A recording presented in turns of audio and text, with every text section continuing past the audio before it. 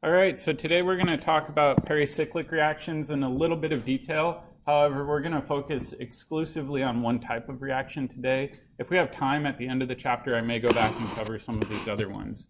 So let's take a look at some of these pericyclic reactions. It sounds more complicated than it actually is.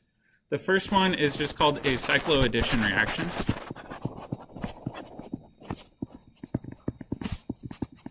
And in a cycloaddition reaction, what you're going to do is you're going to take a diene, looks like this.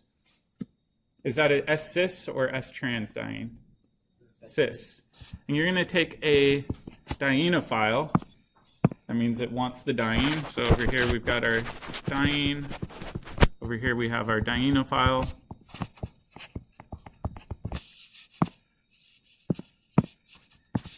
And when you do this reaction, it's actually going to form two new bonds. And the easiest way to show this is by showing red dotted lines, kind of like that. Those are the sticky ends. And your dienophile is going to dump electron density to your diene. However, you don't want to violate the octet rule. So you're going to break this bond, push it down, and then this bond over like that. That's why it's called a cycloaddition reaction, is all your arrow pushing is going in a circle, right? So let's take a look at the product for this reaction. The product has a new pi bond on that left-hand side, and we formed two new sigma bonds. Does that make sense? This is referred to as a 4+2 cycloaddition.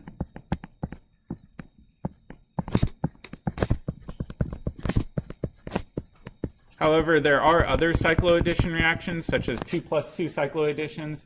4+2 just means that your diene, in this case, had 4 atoms and your dienophile had 2 atoms that were reactive, right? So it just tells you the number of atoms involved in the cyclization reaction. If you have groups coming off of your diene, they're not counted in that 4. You're only looking at that main backbone as the reactive part. Does that make sense? All right, let's take a look at a different one. This is called an electrocyclic reaction.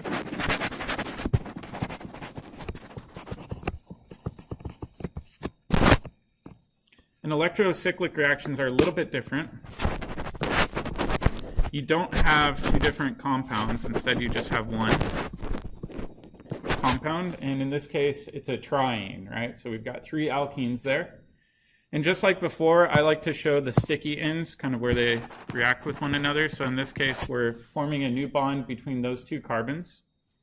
And in order to do that, we're going to dump pi bonds down like that. Another pi bond must be shoved over.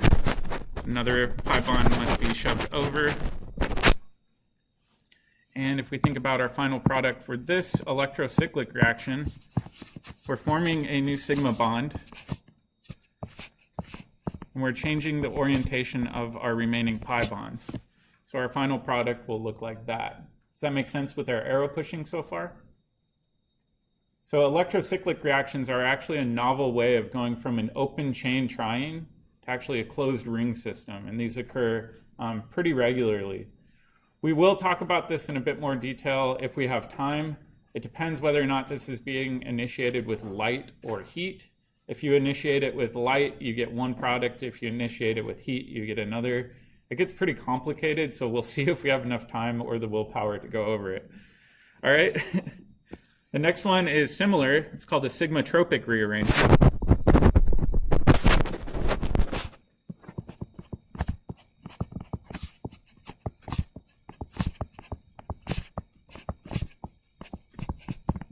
Again, we need a conjugated starting material.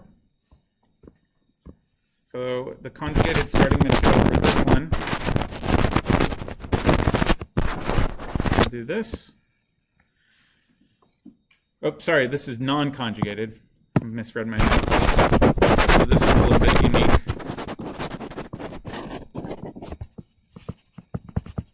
The electrocyclic one we had above was conjugated. This is different in that it's non-conjugated. So let's try to do the same thing. We know the sticky ends are here. We're going to be forming a new sigma bond. So this pi bond can kick electrons down to form a new sigma bond.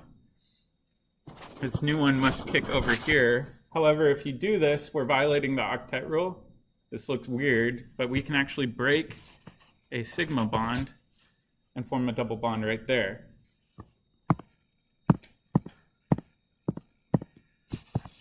Now when we do this, we've got double bonds over here. Oops, there should be a sigma bond, not a pi bond. And it looks like that. So it's kind of flipping itself inside out is the way I view it. So a sigmatropic rearrangement is just moving the double bonds to a different orientation in the molecule. Why do you think this might be favored? Does anybody have an idea? Yeah, more substituted alkenes in this case. There's a whole bunch of sigmatropic rearrangements too. A lot of them aren't all carbon. In fact, you might have an oxygen in there. So for example, maybe this top position right here is an oxygen, meaning it's an aldehyde. You can do sigmatropic rearrangements with those as well. It really depends on the situation, which side of the equilibrium is favored. And you do have to look at a lot of outside factors. Does that make sense? Primarily what I'm interested in for this class is the top one, the cycloaddition reaction. This is a unique reaction, at least the one I have shown. It's referred to as a DielsAlder reaction when it's a 4+2 cycloaddition. So let's switch gears and talk about this first example here. And the DielsAlder reaction is pretty neat.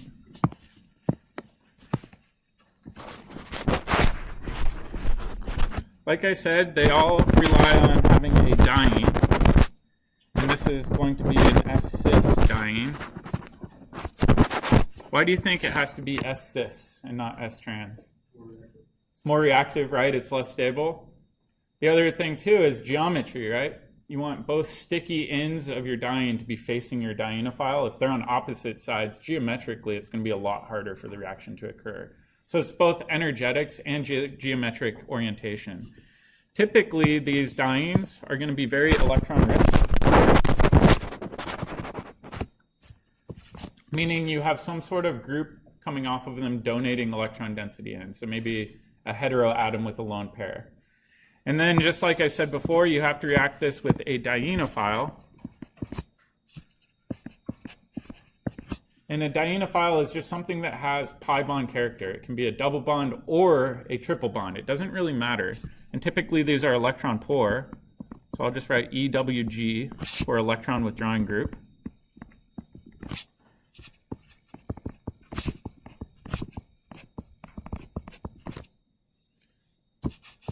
And I'll say this is typically an alkene or an alkyne.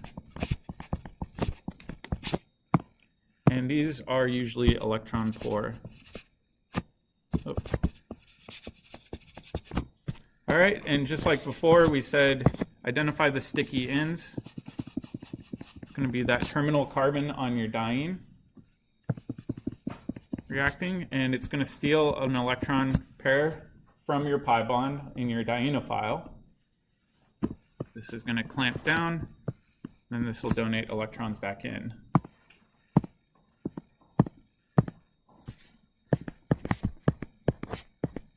So now we've formed a new pi bond on the left-hand side. We formed two new sigma bonds. And these electron withdrawing groups are still going to be hanging off of your final product. Why do you think the electron withdrawing groups are both dashes? Does anybody have an idea? So why not one dash, one wedge? Because that was Well, let's think about our dienophile too, right? If we look at the electron withdrawing groups coming off of our dienophile, they're coming off the same face of the alkene. That means in your final product, they're still going to be oriented in the same relative positioning, right? So they're going to be on the same side. If they were trans, what do you think would happen?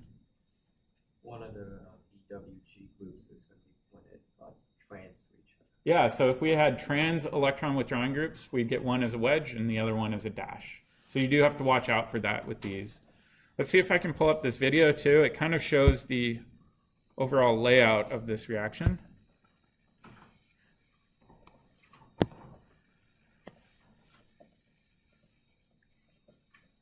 Will it work?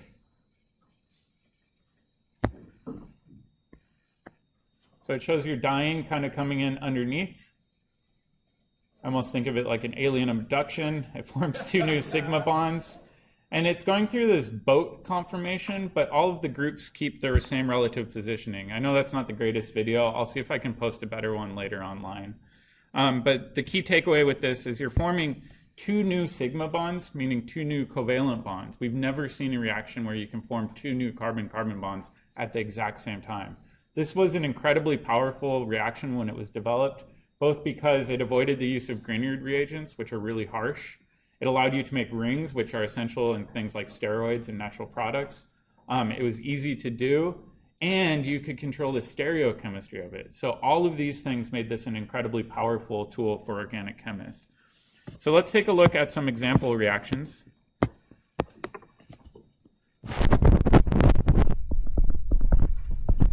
All right, so for this one, we've got this compound here, and this one over here, and we need to determine what our product might look like for this reaction. So I'll give you guys a minute to do this, but check with your neighbor.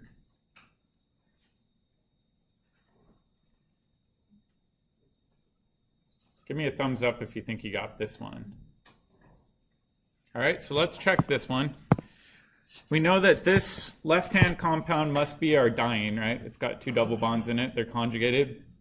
The one on the right must be our dienophile.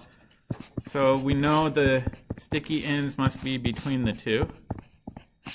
This pi bond will hop over, this pi bond will hop over, and this pi bond will hop over. The key thing with this reaction, along with a lot of our synthesis problems, is count carbons, right? So we know this outermost ring was essentially untouched during this reaction. We're forming a new 6-membered ring, and we're forming a pi bond on that side. And in addition, oops, sorry, this should be a CN right here. We have these nitrile groups coming off the side. Does that make sense? Double check that you have all your carbons, that you're not adding in any new ones or subtracting them, because that's super common with these. Let's try a harder one. All right, for this next one, I'm going to use a similar starting material.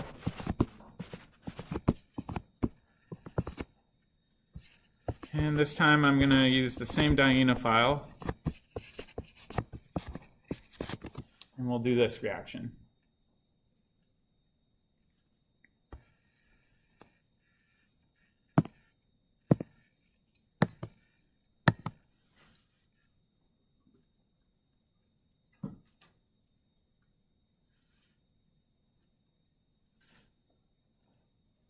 Is anyone getting stumped with this one?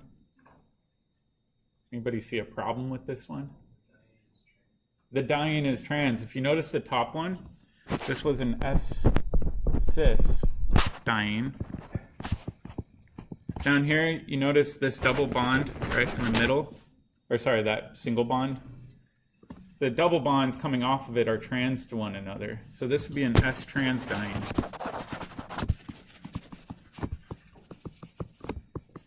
Can we do this cycloaddition reaction with S-trans dienes?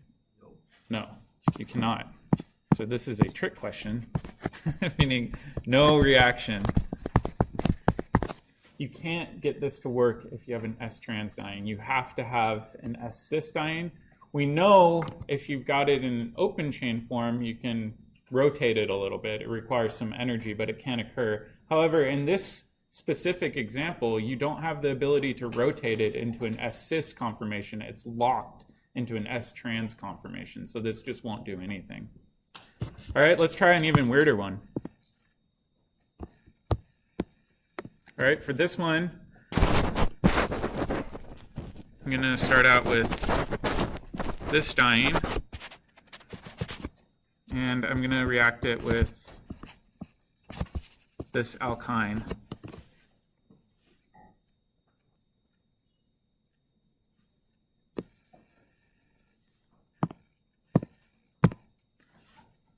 So let's take a look at our diene.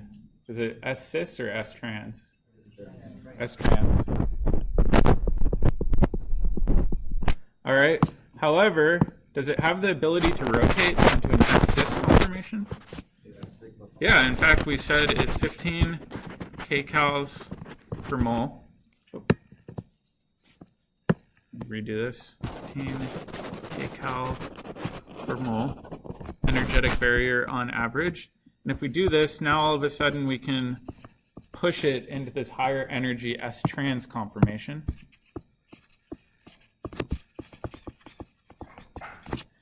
We still have the alkene that's just kind of hanging out, doing its thing.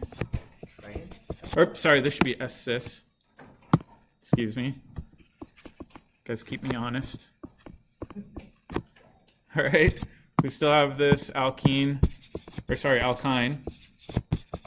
hanging out over here. We know we've got these sticky bonds. And our dienophile, like I said, could be either an alkene or an alkyne. So now what I want you guys to do is to figure out what the product will look like if we have an alkyne react instead of an alkene.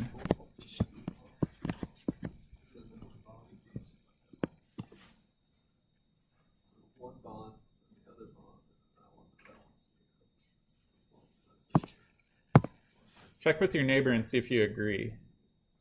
And don't overthink it. It's easy to overthink these. Thumbs up if you think you got it too. Couple thumbs. All right, so let's show this. We know this pi bond can hop over. What will that leave behind? A double bond, right? We're only stealing one of those pi bond sets. This pi bond set will be shoved over here. This pi bond set will form the new sigma bond. So we are still going to be forming a six-membered ring. Here's our six-membered ring. We know on the far side we have a double bond. And on the right-hand side, we must also have a double bond. The R groups coming off must be right here and right here. And typically those R groups, like I said, are going to be some sort of electron withdrawing group. So maybe a nitrile, maybe some sort of carbonyl, something that's pulling electron density away from your dienophile. Does that make sense? All right. This does get a little bit complicated in terms of the orbital picture. I wanted to show you guys this really quickly. But last week we talked about HOMO-LUMO levels. What does HOMO stand for again? Highest occupied molecular orbital, right? LUMO, what does that stand for? Lowest unoccupied molecular orbital. So in this reaction, it's a little bit weird. You can't actually react two HOMOs together, the HOMO of your diene and the HOMO of your dienophile, simply because the phases of your p orbital won't overlap. Instead, what ends up occurring is you actually have to react the LUMO of your dienophile with the HOMO of your diene. And that allows these to be in phase with one another. And like I said, I view it almost as an alien abduction. They have to dock on top of one another. If we have more time later, we'll come back and talk about this, but I did want to show you this in case we don't have time to come back to it later. It's not super essential. It's something you'll cover more if you take physical chemistry. All right. So let's get into the nitty-gritty of Diels-Alder reactions a bit more. We have to pay attention to stereochemistry and regiochemistry for these reactions. There's a lot to pay attention to. Okay, so let's do an easy one.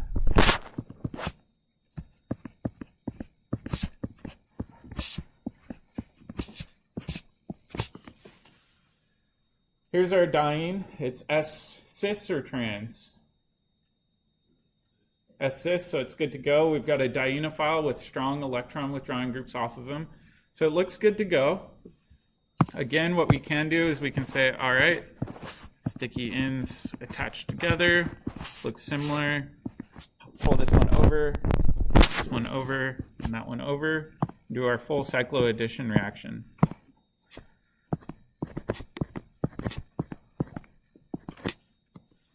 All right, those nitrile groups, the CNs there, should they both be dashes, both be wedges, one dash, one wedge? What do you guys think? Both dashes. So this gets back to the point I was making before, where if you look at the electron withdrawing groups, they're cis to one another in the starting material.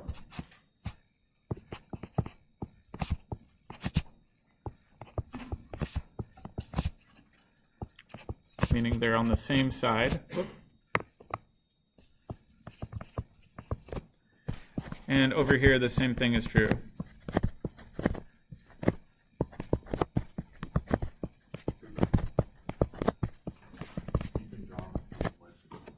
Yeah, that's a good question. So theoretically, we could have one with both wedges. Is that a different molecule? No. Why not? Measles. It's a meso compound, right? So we don't have to worry about the enantiomer in this unique example because it has an internal plane of symmetry. If you don't have an internal plane of symmetry, then you're absolutely right. You want to show the enantiomer as well. So in this unique example, it's meso, so you don't have to worry about it. All right, let's do the same thing now. But I'm going to change it up a bit more.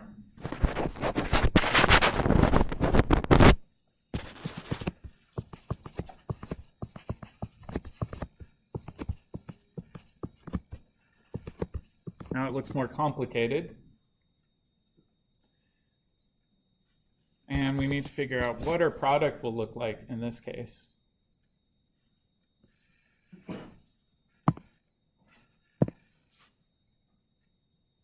I'll give you a hint too. This entire group right here is electron withdrawing group, right? So in this case, our electron withdrawing group are on opposite sides.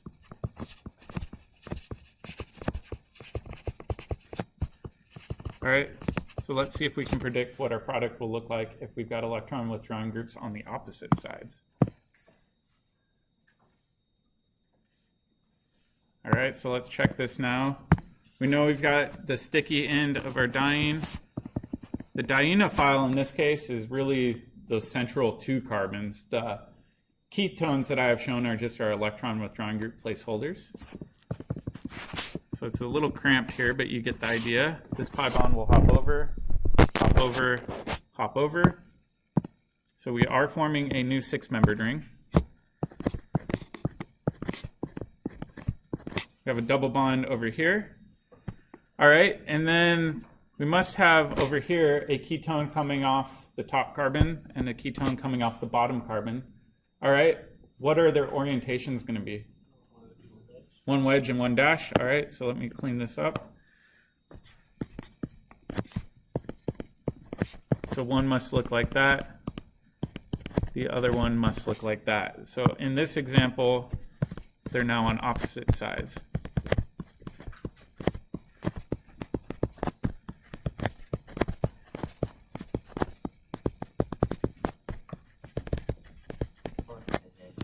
Yeah, exactly. In this case, is the compound meso anymore? No, it doesn't have an internal plane of symmetry. So what you can do is switch the top one to a dash and the bottom one to a wedge, or just write plus en if you want to save some time. Does that make sense? All right, let's do a couple more.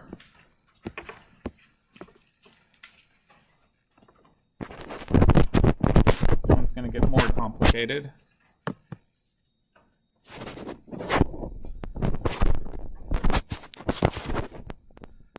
Actually, I'm going to move this one in like that. I'm going to clean this one up a bit more too. So that's our diene. Looks different than what we're used to seeing. And for this one, I'm going to pick another dienophile. Let's just pick a simple one. I like the nitrile groups because they're compact. And try to determine what our product would be in this situation. This one's a little trickier, so I'll walk you through it in case you're having trouble. We know the sticky ends are still between these two sets of carbons, right? However, to really understand this, I think you have to look at the transition state a bit more. So let's take a look at the transition state. We know, based on our arrow pushing schemes, we're going to push this one here, that pi bond here, and that pi bond here. But let's take a look at what's actually occurring geometrically. All right, so the top one, what I'm going to do is kind of view it on its side. Let's see if I can make this look okay. All right, so if you notice the bottom half of our diene, meaning the diene up here, has a methyl group kind of pointed in. So that means the methyl group here is going to be pointed in. The hydrogen is going to be out. Where that top carbon has a methyl group pointed out, not in. You guys kind of see that? I'm not showing the pi bond network yet, just the sigma bond network, but does that make sense for a side-on view? And then underneath, we're going to have this nitrile. It's kind of like this. And again, I'm not going to focus on the pi bonds right now because we know we're reorganizing all of those. But they've got to be on the same side. And let's show our connecting pieces. So we know this bond's connecting with that one. This bond's connecting with this one. We're breaking this pi bond. So I'm going to show that with the dotted line.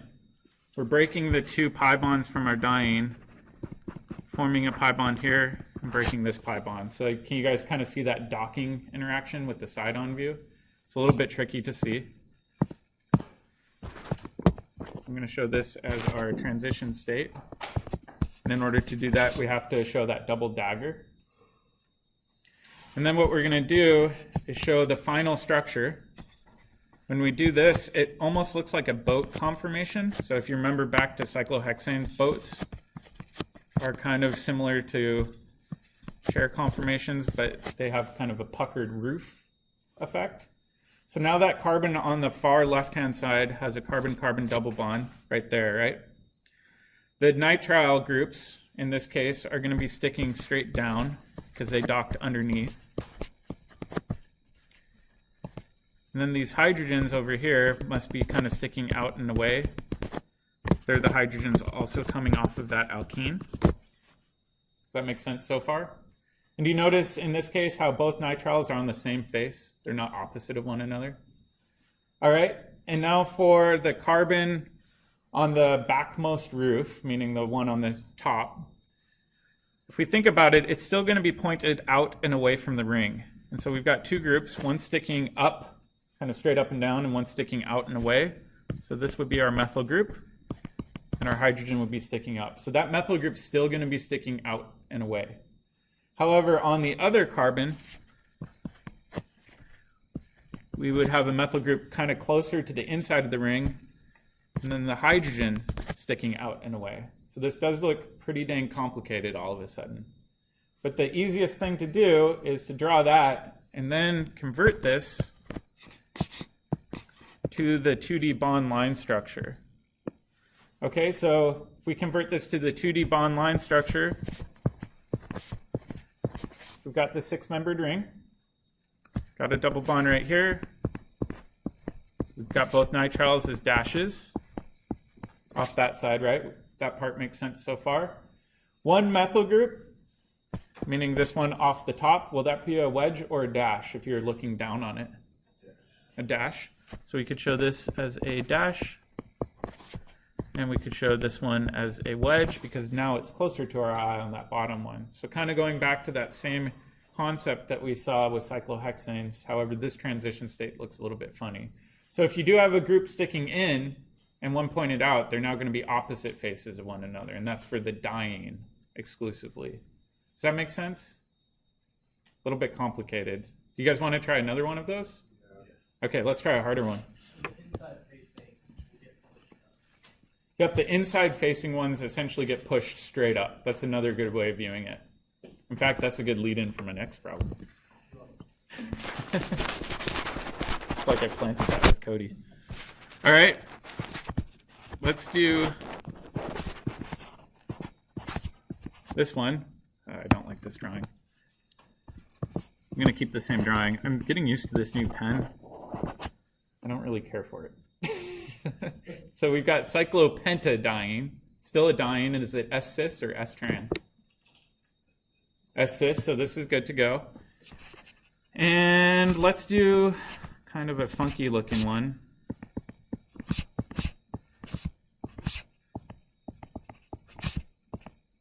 Oh, let me clean this up. This is a nitrogen right here. Does this look familiar? The one on the right? Yeah. Where's that from? Oh. It's from lab this week. So if you've been looking at the lab you're supposed to be doing this week, it's N-methylmaleimide.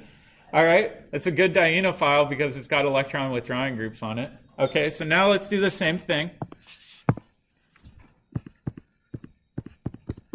We're going to connect these two because the cyclopentadiene is going to be our diene.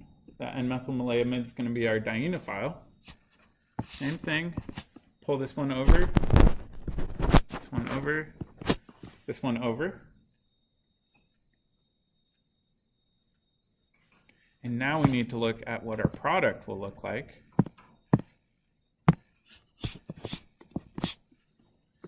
And just like before, I'm kind of a fan of showing this transition state, even though it's tricky to draw.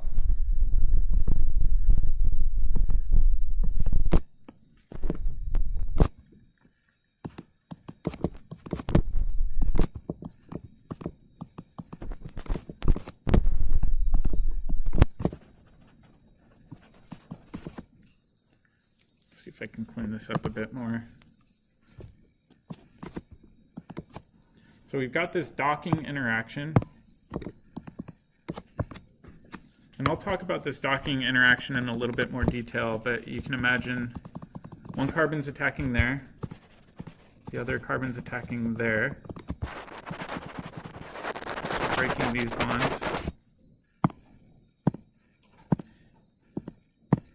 And every time you imagine this docking, it's a little bit weird. But you notice how the nitrogen prefers to be underneath in that N-methylmaleimide? This is called an endo product, meaning it prefers to be underneath the main product. We'll talk about that more in maybe tomorrow's lecture, but I did want to show you a preview of that. Now we need to convert this to that boat structure and then convert it to a 2D structure. So now when we do this, this carbon right there, the tip of that triangle, is essentially going to flip up. And you're going to form a bicyclic ring system.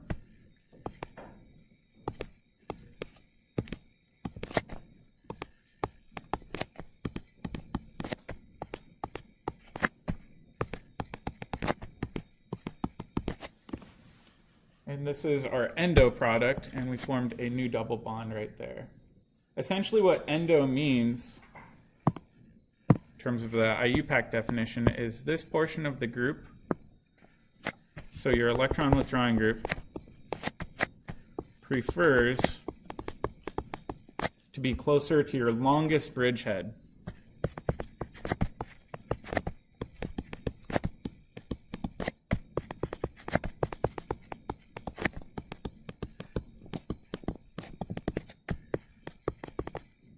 Or I should say longest bridge. So you see how this bridge is your longer bridge? It's a 2-carbon bridge. It prefers to be closest to that side. So it prefers to be kind of tucked underneath rather than out and away. We'll talk more about that later. I know this gets tricky, but let's again try to convert this to a 2D structure.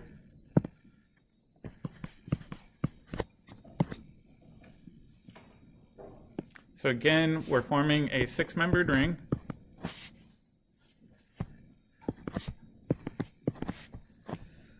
We know that in this situation, our N-methylmaleimide is going to be pointed down and away. So I'm going to kind of show that here.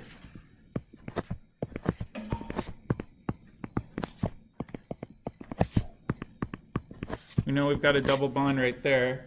And now we've got to think about that roof, right? That 1-carbon bridge. How can we appropriately show that? Well, in a 2D structure, what you can do is just make a wedge right there and a wedge right there. And now all of a sudden you can see that roof effect kind of sticking out towards you. So that's another way of showing it if you really don't like drawing the boat form. Does that make sense? But it's a little bit weird to think about, right? So let's kind of back up and relate this to our last example. If you think about this carbon right here, that one's pointing in, right? So if we think about in, it should still be pointed in our final product, which it is. It's still forced to be in that innermost conformation. So it's another way of viewing a problem like that. These are pretty common. due to the fact that you don't have to rotate it to get it into that S-cis conformation. It's automatically locked into that conformation when it's in a ring. Does that make sense? I know this can get pretty dense. You guys want to do one more example? All right, and then we'll do regiochemistry tomorrow.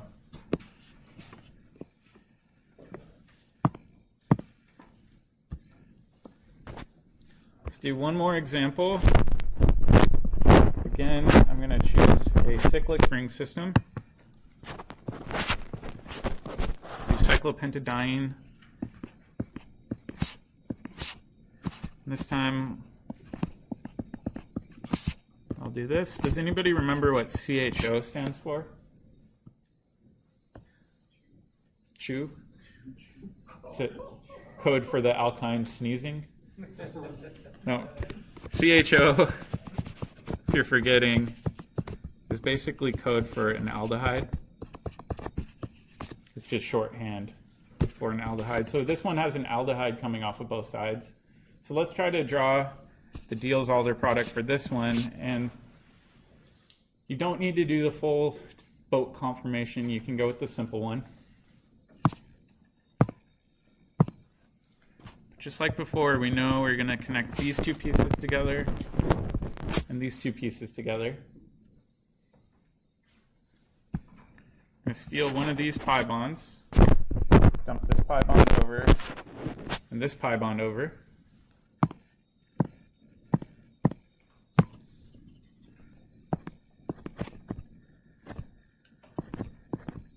Forming a new 6-membered ring.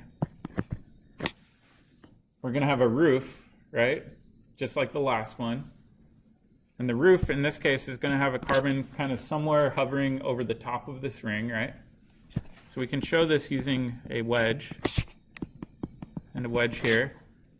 And then the right two carbons, what's going to happen there? Double bond. So you've kind of got a roof in between two double bonds. And we must have an aldehyde here and here.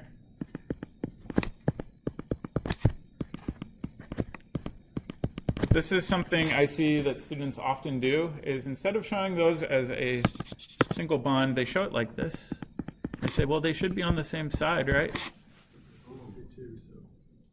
It's sp2, right? Do we need to show stereochemistry, meaning dashes or wedges for sp2 carbons? No. Not under most circumstances. So in this case, that looks really funny. I don't like seeing it that way. So I prefer just drawing all single bonds if it's coming off of an sp2 hybridized carbon. So this would be the appropriate product for that reaction. These do get really tricky. Honestly, for these, the more practice problems you do, the better off you'll be on the next exam. Just repetition is key. Seeing all the different examples thrown at you at once can be really helpful. If all you do is review lecture notes, it seems really easy and intuitive, and then you see some weird example on an exam and you freeze up. So I really recommend going through book problems if you have time this week. All right, tomorrow when we come in, we'll talk about regiochemistry, so not just dashes and wedges, but actual positioning of molecules.